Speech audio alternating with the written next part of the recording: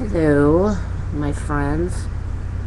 So it's 11 o'clock here in Florida, and it has already been a really rough morning for me.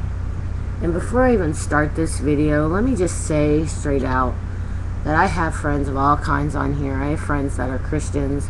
I have friends that are atheists. I have friends that are Jewish. I have friends of all kinds on here, and for just one moment I would like everybody to just gather together, put your religion or lack thereof aside, and just listen for a minute, because I come from a family who have very strong beliefs in God.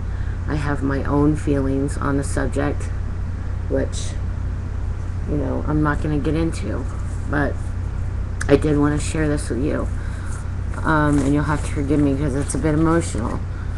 A few months back, my grandfather, which would be my mother's biological father, passed away.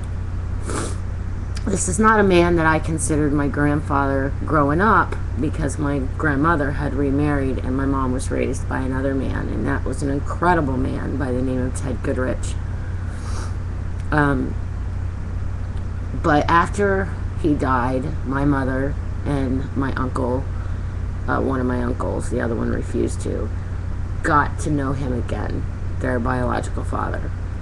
And in that, I got to know him again. I had seen him quite a few times as a kid, never called him Grandpa, always called him Jimmy. So therefore, even when I got to know him as an adult, it was just how to call him Jimmy, because you can't replace something in your heart, although I think that's what really my mom was trying to do. But, I still called him Jimmy, but I did get to know him along with everybody else, because in his eyes, I was his granddaughter. I just got a certified letter in the mail from my aunt and uncle, which they had told me that once they settled his estate, which wasn't big or anything like that, but once they settled it, says that they'd be sending me something. So I'm thinking, probably they did mention money, so I did, it's probably a couple $100 or whatever. But then today I get in the mail, first of all, a copy of a bank statement, a copy of his will, where I'm mentioned down here along with 3 other grandchildren. They're the only 4 that are mentioned in this will.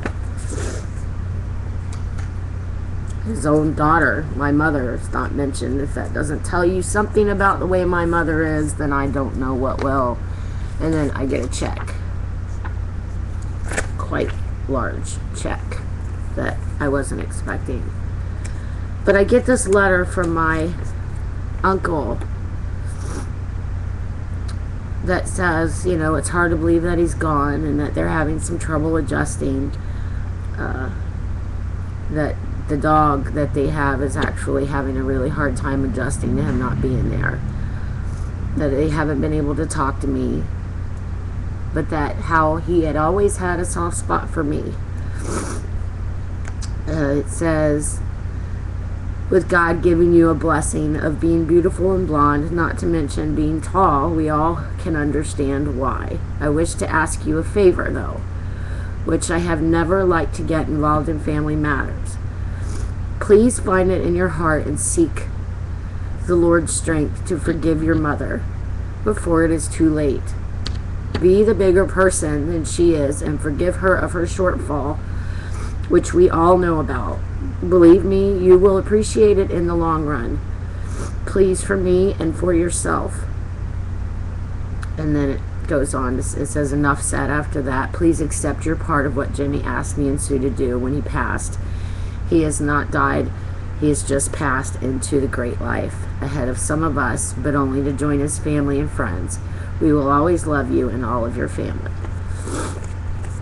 And this was a very emotional thing to get first thing in the morning, But,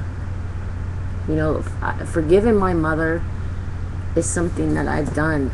And the problem with this request is that I would have to forgive her over and over and over and over and over again, because she doesn't let us have a relationship. I have to constantly seek after her. She won't call me. She won't come see her grandchildren. I have to constantly make excuses for them, which at this point they've just quit asking about it. So how do I handle this situation?